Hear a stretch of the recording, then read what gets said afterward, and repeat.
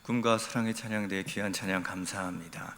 우리 세종 1, 2 구역도 찬양해 주셔서 감사합니다. 이 찬양이 하나님을 향한 우리의 함께하는 마음이 되기를 소망합니다. 우리 시간 함께 말씀 나눕니다. 오늘 함께 나눌 하나님의 말씀은 마태복음 4장 1절로 11절까지의 말씀입니다. 마태복음 4장 1절로 11절까지의 말씀을 저와 한 절씩 교독하도록 하겠습니다. 그때 예수께서 성령에게 이끌리어 마귀에게 시험을 받으러 광야로 가사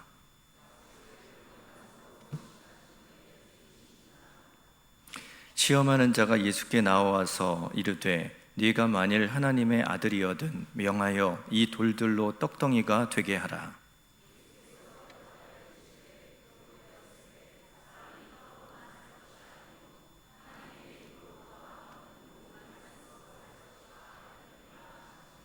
이에 마귀가 예수를 거룩한 성으로 데려다가 성전 꼭대기에 세우고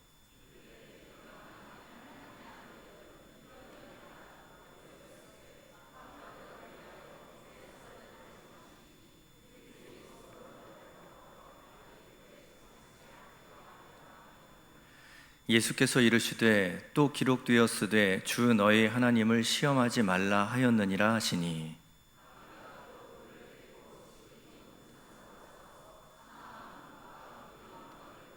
이르되 만일 네게 엎드려 경배하면 이 모든 것을 네게 주리라.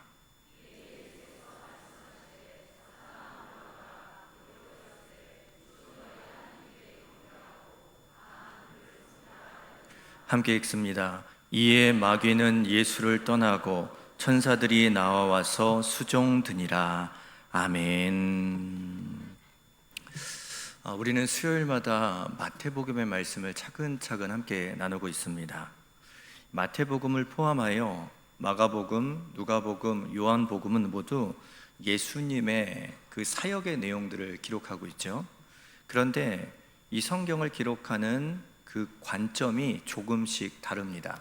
마가복음은 예수님이 낮아짐으로 또 종으로서 오신 그 모습들을 기록하고 있다면 누가복음은 사람으로서 이 땅에 오신 예수님의 모습을 강조하며 표현하고 그리고 있습니다.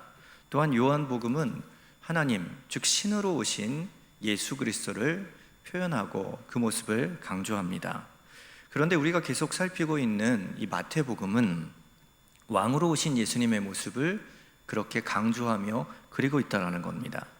그렇게 우리가 지난주에 나눴죠. 예수님이 세례를 받으시는 장면, 그 세례를 받으실 때 하늘이 열리고 성령이 비둘기처럼 임하고 하늘에서 들리는 소리가 있는데 이는 내 사랑하는 아들이요 내 기뻐하는 자라, 음성이 들렸단 말입니다. 어떤 성경학자는 이것이 메시아로 이 땅에 오신 예수님, 왕으로서의 대관식과 같다라고 표현하기도 합니다. 그만큼 웅장하고 멋있는 장면이 예수님의 세례 현장 가운데 일어났다라는 것이죠. 그런데 그렇게 왕으로서 오신 예수님이라면 멋진 대관식과 같은 그런 모습이 세례 현장 가운데 드러났다면 이후에 자연스럽게 왕으로서의 예수님의 행보가 만들어져야 되는 것이 마땅한 흐름 아니겠습니까?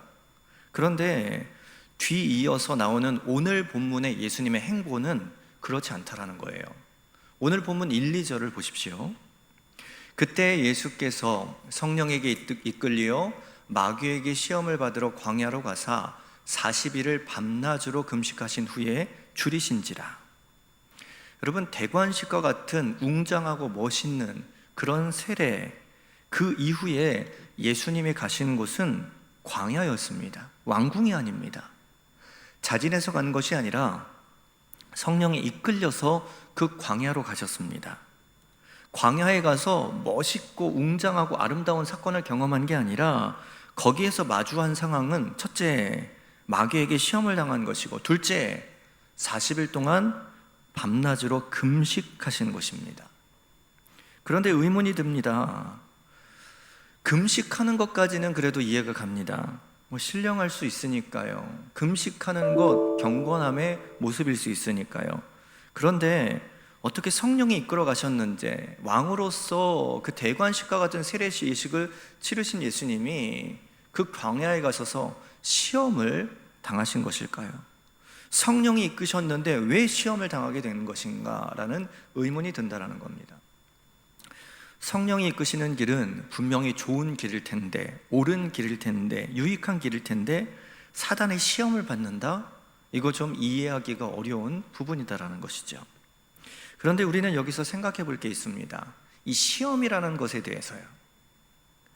시험은 두 가지로 해석할 수 있습니다. 하나는 유혹으로서의 시험이고요, 그리고 두 번째는 테스트로서의 시험, 즉 훈련으로서의 시험입니다.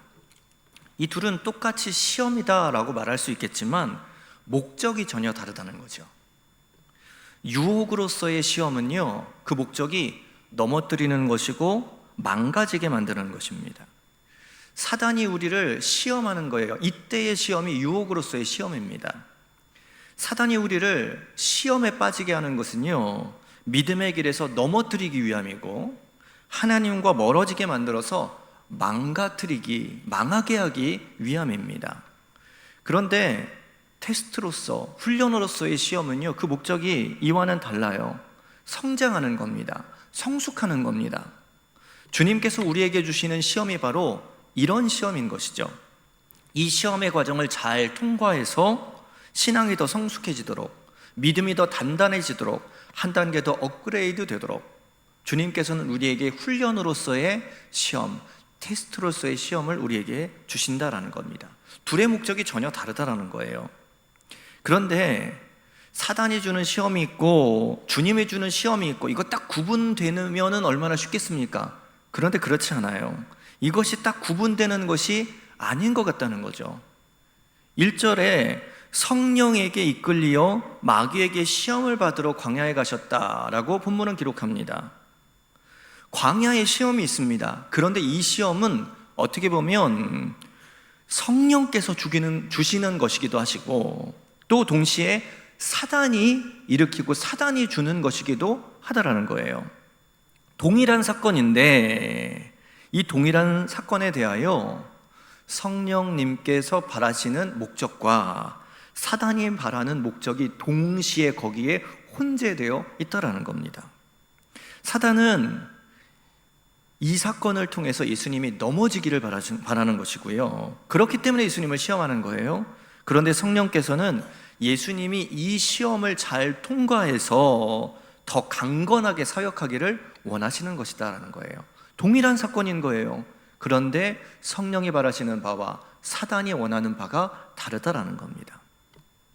우리에게도 삶의 여러 가지 시험들이 존재합니다. 그런데 하나님이 원하시는 것은요, 사단의 유혹, 사단의 시험이 우리에게 주어져도 그것을 우리가 잘 극복하여 성령께서 이 시험을 주신 것처럼 우리가 한 단계 성장하기를, 그것을 잘 일으켜서 한 단계 업그레이드 되기를 성령께서는, 주님께서는 원하신다라는 겁니다. 유혹으로서의 시험이 주어져도 훈련으로서 그 시험을 감당해낼 수 있기를 주님은 바라신다라는 거예요. 오늘도 여러분들에게 이런 시험의 문제들, 사건들, 환경들이 주어져 있는지도 모르겠습니다. 그 시험이 아무리 사단으로부터 시작된 유혹일지라도 잘 싸우고 잘 이겨나감으로 신앙이 성숙하고, 그렇게 훈련으로서의 시험으로 받아낼 수 있는 그런 모습이 여러분들 안에 있기를 주님의 이름으로 간절히 축복합니다. 그러기 위해서는 사단이 어떤 모습으로 우리에게 유혹하는지 그 모습을 미리 안다면 참 도움이 되겠죠. 오늘 본문에 보면 사단의 시험은 세 가지로 나오는데요, 이 세 가지의 모습이 사실 사단이 사람을 공격하는 주된 방법이다라는 거예요. 오늘 말씀을 살펴보죠. 오늘 본문에도 그 한결같은 사단의 방법, 그 넘어지기를 원하는 유혹으로서의 시험의 모습들이 등장하고 있다라는 것입니다. 첫 번째 사단의 유혹은 무엇이냐? 돌이 떡이 되게 하라는 유혹, 시험이라는 겁니다. 3절을 보십시오. 시험하는 자가 예수께 나와서 이르되 네가 만일 하나님의 아들이거든 명하여 이 돌들로 떡덩이가 되게 하라. 여러분, 사단은 시험할 때요, 우리를 유혹할 때요, 내게 가장 적절한 것, 내게 가장 필요한 것을 가지고 와서 우리를 유혹하고 우리를 시험한다라는 겁니다. 돈 없는 노숙자에게 가서 야, 1억을 내라. 그러면 내가 10부, 20부 이자를 주겠다. 그렇게 유혹하지 않습니다. 노숙자가 돈이 어디 있습니까? 1억이 어디 있어요? 말도 안 되는 이야기죠. 허무맹랑한 것을 가지고 시험하지 않는다는 거예요. 사단은 배고픈 사람에게는 먹을 것으로 찾아가고 가장 필요한 것으로 우리에게 찾아온다라는 겁니다. 가장 필요한 조건, 내가 가장 원하는 조건을 가지고 찾아오는 거예요. 그러니까 사단의 유혹에 사람들이 쉽게 넘어갈 수 있는 겁니다. 예수님이 40일을 금식하셨습니다. 2절에 보니까 40일을 밤낮으로 금식하셔서 줄이셨다라고 성경은 기록하고 있죠. 줄이신 예수님에게 가장 필요한 게 무엇입니까? 먹을 것 아니겠습니까? 여러분, 금식해 보셨습니까? 하루만 금식해도, 아니 3일 금식하면 먹을 것이 얼마나 생각나는지 모릅니다. 어떤 분은 그러시더라고요. 일주일 금식하니까 산 너머에서 누룽지 긁는 소리까지 들리더라. 그런 농담을 하기도 합니다. 그때 가장 필요한 것은 먹을 것 아니겠습니까? 사단은 그런 것을 가지고 나를 유혹한다라는 것이에요. 그런데 여러분, 먹을 것을 가지고 먹을 것을 준다는 게 그게 왜 유혹이 될까요? 먹을 것을 가지고 그 먹을 것을 만들고 그걸 먹어라 라는 것이 왜 유혹이 될까요? 배고프면 밥 먹는 것이 당연하고 금식 끝났으면 보양식 먹는 거 그거 당연한 건데 그게 뭐가 문제입니까? 그런데 이것이 유혹일 수 있는 것은요, 오늘 본문 3절을 잘 보십시오. 네가 만일 하나님의 아들이거든 명하여 이 돌들로 떡덩이가 되게 하라 라고 말합니다. 이렇게 말하는 거죠. 사단은 네가 만일 하나님의 아들이거든, 이거에 초점이 있는 거예요. 여기에 중심을 두고 이 본문을 해석한다면 이렇게 해석할 수 있는 거예요. 야, 네가 하나님의 아들인데 왜 이런 어려움을 겪고 있니? 네가 하나님의 아들인데 왜 배고픔을 그냥 겪고 있는 거야? 돌로 떡을 만들어 먹어. 배고픈데 그거는 당연한 거 아니겠어? 금식할 필요 없어. 그냥 네 능력으로 떡을 만들어서 먹으면 돼 라고 말하는 거예요. 그렇게 시험을 부정하도록, 성령이 이끄시는 길을 부정하도록 만드는 것, 이게 당연하다라고 인식하고 행동하도록 만드는 것, 이게 유혹인 겁니다.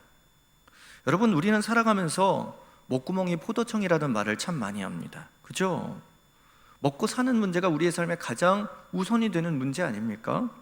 그렇기 때문에 교회를 나오는 것, 예수님 믿는 것보다 먹고 사는 문제가 우리의 삶에 먼저인 경우들이 많습니다. 그런데 물론 맞는 말인데요, 이런 말 속에 교묘하게 사단의 유혹은 있는 거예요. 내가 오늘 예배에 나가지 않고 내가 오늘 예수님 믿는 행동이 더뎌져도 나는 먹고 사는 문제 때문에 어쩔 수 없어, 당연함 가운데 나의 신앙의 더딘 걸음을 합리화시키는 거예요. 돌로 떡을 만들어서 먹는 거, 이거 할 수 있는 일 아닙니까? 그런데 그런 모습 속에서 성령이 이끄시는 길을 부정하고 그것이 당연하다 합리화시키는 모습이 만들어질 수 있다는 거예요. 사단은 예수님께서 돌이 떡이 되게 하는 것은 당연한 것이라고 유혹했지만 예수님은 거기에 숨겨져 있는 사단의 괴계, 사단의 유혹의 내용을 명확히 아십니다. 그렇기 때문에 꾸짖으시며 말씀하시죠. 4절입니다. 예수께서 대답하여 이르시되 기록되었으되 사람이 떡으로만 살 것이 아니요 하나님의 입으로부터 나오는 모든 말씀으로 살 것이라 하였느니라 하시니. 예수님은요, 사단의 생각을 아시는 거예요. 이 떡, 먹을 것, 이 재물 때문에 내 삶 가운데 예수 믿는 것보다 언제나 더디게 걸어가는 삶을 합리화시키는 나의 모습, 언제나 재물이 먼저고 먹고 사는 문제가 먼저고 그러다가 하나님 앞에 나아가는 그 걸음이 무뎌진 것을 합리화하는 그 모습, 주님께서는 그것이 잘못된 것을 깨닫도록 그렇게 사단을 꾸짖고 있으신 거죠. 그렇기 때문에 예수님은 사람이 떡으로만 살 것이 아니라 하나님의 말씀으로 살아야 된다고, 그것이 우선이고 그것이 더 중요하다고 신명기 8장 3절의 말씀을 인용해서 말씀하시는 겁니다. 신명기 8장 3절에서는요 만나에 대한 이야기를 하고 있는데, 하나님이 우리에게 만나를 주신 것은 사람이 떡으로만 살 것이 아니라 하나님의 말씀을 의지하고 신뢰하고 순종할 때 그 인생이 더 잘 살아질 수 있다, 하나님은 그것을 알게 하시려고 만나를 주신 것이다 라는 것을 거기에는 말씀하고 있다라는 겁니다. 여러분, 예수님이 돌로 떡을 만드는 것, 그게 뭐가 어렵겠습니까? 보리떡 5개와 물고기 2마리로 5,000명을 먹이신 주님이신데 돌로 명하여 떡이 되게 하심으로 배고픔을 해결하시는 것은 예수님에게는 쉬운 것일 것입니다. 그런데 예수님은 그러지 않으셨죠. 왜요? 성령이 이끄셔서 나로 하여금 금식하게 하시는 것이라면 내가 기꺼이 금식하겠습니다 하며 하나님의 말씀에 순종하신 거예요. 내가 배고프고 줄이는 상황이 있을지라도 이것이 성령께서 걷게 하시는 길이라면 내가 따라가겠습니다. 그래서 사람이 떡으로만 살 것이 아니요 하나님의 입으로부터 나오는 말씀으로 살 것이다 라고 주님께서는 말씀하시고 사단을 꾸짖으신 것이다 라는 거예요. 오늘도 우리의 살아가는 삶 속에 먹고 사는 문제 때문에, 재물 때문에 당연히 예수님과 멀어지는 것 괜찮다고, 당연히 신앙이 더디게 가는 것이 맞다고, 그렇게 우리를 합리화하며 그렇게 신앙의 삶을 살아가고 있는지도 모르겠습니다. 그런데 그 안에 숨겨져 있는 사단의 생각, 사단의 유혹, 사단의 뜻을 우리는 분별할 수 있어야 한다는 겁니다. 혹시 그런 유혹 속에서 너무나도 당연하게 주님 앞에 나아가는 그 걸음의 더뎌짐을 합리화시키고 있는 것은 아닌지요? 오늘도 그때에도 하나님의 말씀을 붙들고 하나님의 말씀을 의지하며 그렇게 살아가는 것이 옳다, 바르다 믿고 그것을 감내하며 나아갈 수 있는 믿음의 걸음들, 말씀으로 승리할 수 있는 여러분들이 되실 수 있기를 주님의 이름으로 간절히 축복합니다. 사단은 유혹으로 다가와도 나는 그것을 주님의 말씀으로 성숙하게 이기는, 그래서 훈련의 시간으로 삼을 수 있는 여러분들이 되시기를 주님의 이름으로 축복합니다. 두 번째로 사단이 주는 시험은요, 오늘 본문에 보니까 예수님을 성전 꼭대기로 데리고 가서 뛰어내리라고 한 것입니다. 5절부터 6절에는 이렇게 기록하고 있죠. 이에 마귀가 예수를 거룩한 성으로 데려다가 성전 꼭대기에 세우고 이르되 네가 만일 하나님의 아들이여든 뛰어내리라. 기록되었으되 그가 너를 위하여 그의 사자들을 명하시리니 그들이 손으로 너를 받들어 발이 돌에 부딪히지 않게 하리로다 하였느니라. 주님께서 말씀으로 응대하시니까 사단도 말씀으로 응대합니다. 야, 성경에 나와 있지 않느냐, 하나님의 자녀 뛰어내릴 때 천사가 그것을 받쳐주겠다, 줄 것이다. 시편 91편 11절 12절에 나오는 말씀을 인용해서 사단도 공격하는 겁니다. 사실 사단이 말하는 것처럼 예수님의 성전 꼭대기에서 뛰어내리면, 그래서 천사들이 와서 다치지 않게 받아주면, 실제로 이런 일이 일어난다면 예수님의 사역은 좀 더 수월해지실 수 있을 겁니다. 사람들은 그 모습을 보고 야, 이 사람이 메시아구나 라고 인식할 것이기 때문이죠. 그런데 이것은 모든 신앙인에게 찾아오는 유혹입니다. 가끔 병원에 가서 환자들을 위해 기도할 때 이런 생각이 듭니다. 목회자가 환자를 찾아가서 간절히 기도할 때 갑자기 수치가 좋아지고 갑자기 악한 세포가 떨어져 나가고 새살이 돋고 갑자기 좋아졌다. 그러면 얼마나 좋겠습니까? 그러면 하나님도 좋고 저도 좋고 환자도 좋고 그러지 않겠습니까? 그런 모습을 보면 사람들이 다 감동해서 예수 믿어야 돼. 이런 이야기, 이런 사건 일어나면 얼마나 좋겠습니까? 생각해 보십시오. 예수님이 뛰어내리셨을 때 천사가 막 나타나서 예수님을 막 받쳐주더라. 예수님께 영광할 겁니다. 예수님의 말씀하시는 한마디에 사람들은 아멘 하고 호응할 겁니다. 실제로 그랬죠. 예수님이 오병이어의 기적을 보이셨을 때 사람들은 예수님의 열광에서 예수님을 왕으로 세우고자 막 예수님을 높이고자 했습니다.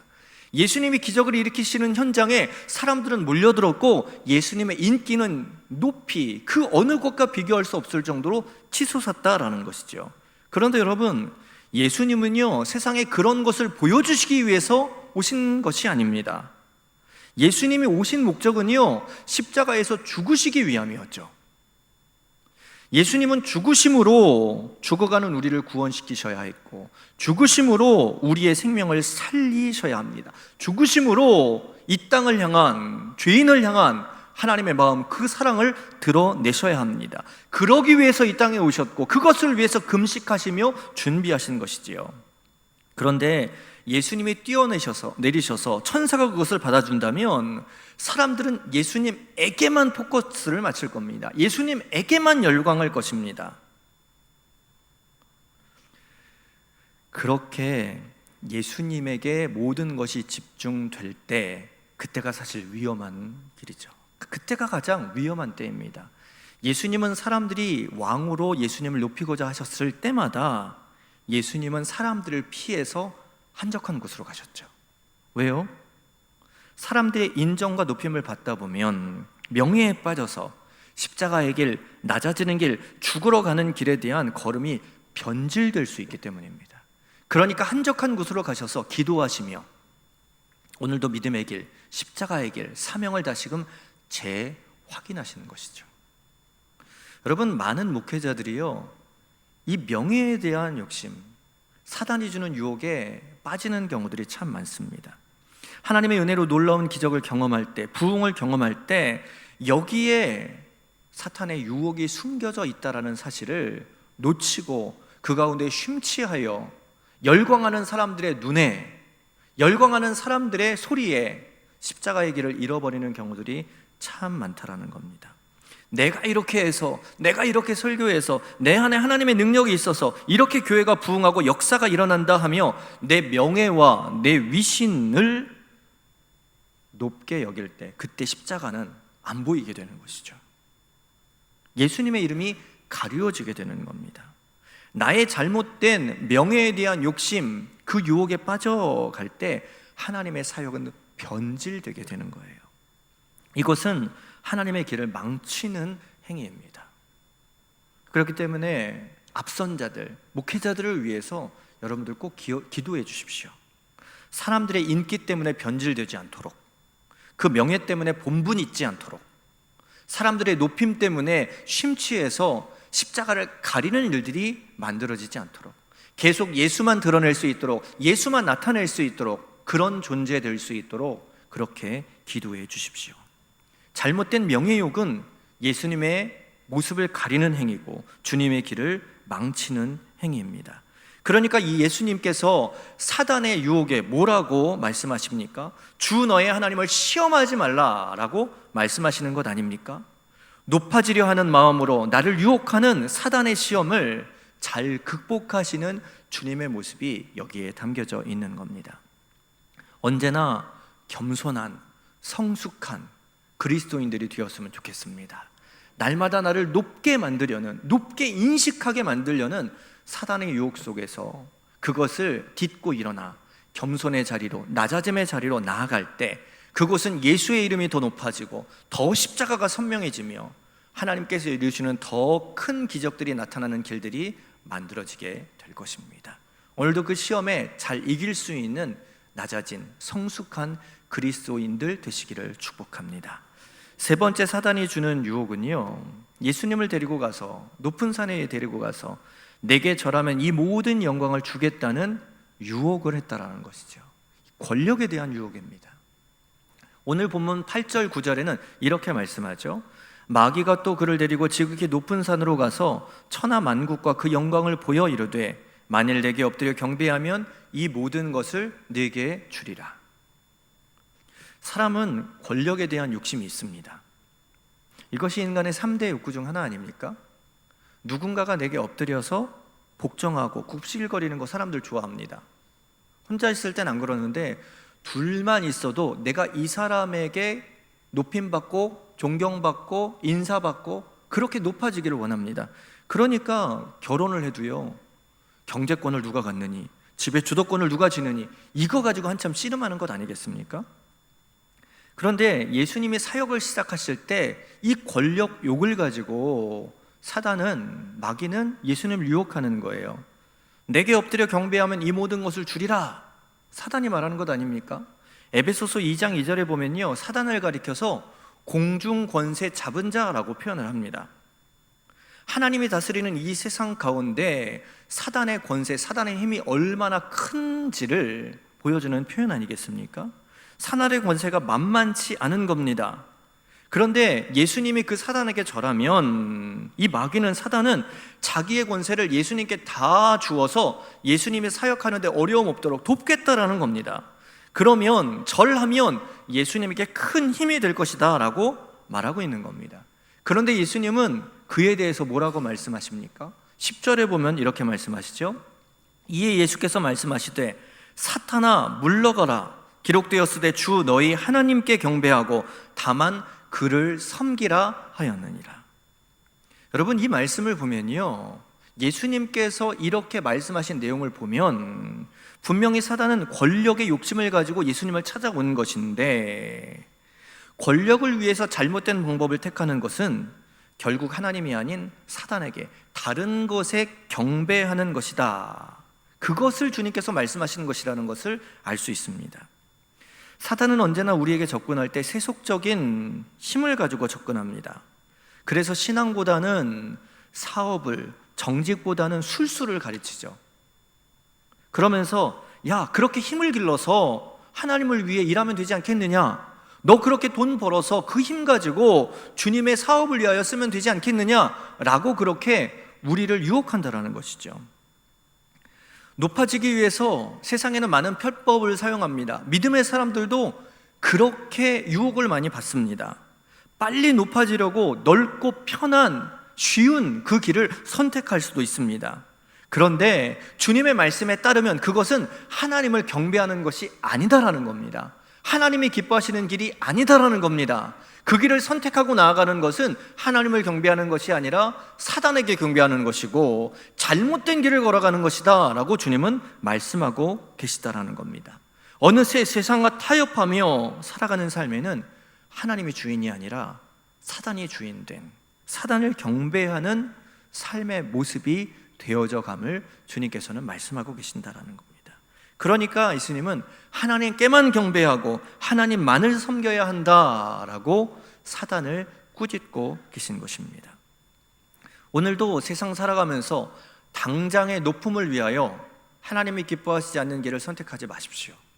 그것이 불법이 아니고 조금 편법이라 할지라도 그것을 붙들지 않았으면 좋겠습니다. 돌아가도 늦게 가도 하나님이 기뻐하시는 정도를 선택할 수 있는 여러분들이 되었으면 좋겠습니다. 그래야 합니다. 이래야 뒤에 탈이 없는 겁니다. 예수님은 이러한 시험들을 하나님의 방법으로, 하나님의 기준 안에서 다 이기셨습니다.